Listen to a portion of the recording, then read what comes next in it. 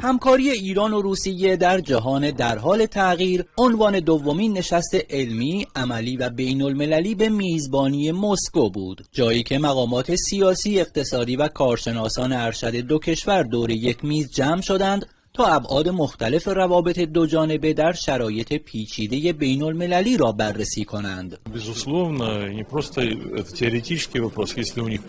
اساس ایجاد و توسعه یک مشارکت راهبردی بین ایران و روسیه همیشه وجود داشته و به زودی معاهده‌ای بین دو کشور امضا خواهد شد که مناسبات را به سطحی راهبردی خواهد رساند. کاظم جلالی سفیر کشورمان در روسیه به حرکت مشترک ایران و روسیه در مسیر مقابله با یکجانبه‌گرایی آمریکا اشاره کرد و گفت روابط دو کشور همواره مورد بغض و حسد قدرت‌های غربی بوده است. گفتمانسازی یکی از نکاتی است که در حرکت به نظم جدید جهانی و ائتلاف سازی نتیجه میگیره. چون سوال شما سوال مهمی بود که ما در مسیر ائتلاف هستیم. ما شواهدی که داریم می‌بینیم و جدیتی که از طرف روس می‌بینیم نشون میده که طرف روسی عزمش جزم ایران رو به عنوان یک قدرت نه منطقه‌ای بلکه فراتر از منطقه تأثیرگذار در نظام بین الملل می‌بینه. در کلیدواژه تک تک مقامات روسی این نکته مشترکه و این کسانی که روس‌ها رو می‌شناسن بدونن که روس‌ها اگر به یک مسئله به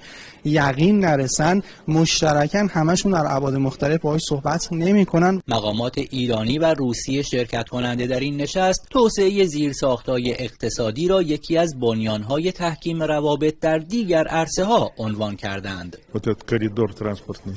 توسعه زیرساخت‌های روابط اقتصادی اولویت اول در مسیر تحکیم و تثبیت مناسبات دوجانبه است. به عنوان مثال اگر گذرگاه ریلی شمال جنوب تکمیل شود، همکاری‌های اقتصادی، سیاسی و حتی دفاعی راهبردی بین ایران و روسیه تقویت خواهد شد. روابط ایران و روسیه در حوزه‌های مختلف طی سال‌های گذشته مسیر صعودی رو تجربه کرده، اما اینجا کارشناسان، مقامات سیاسی، اقتصادی و تحلیلگران دو کشور دور یک میز جمع شدند تا راه‌هایی رو برای استحکام هرچه بیشتر این مناسبات پیدا کنند. سید علی دارابی، خبرگزاری صدا و سیما، مسکو.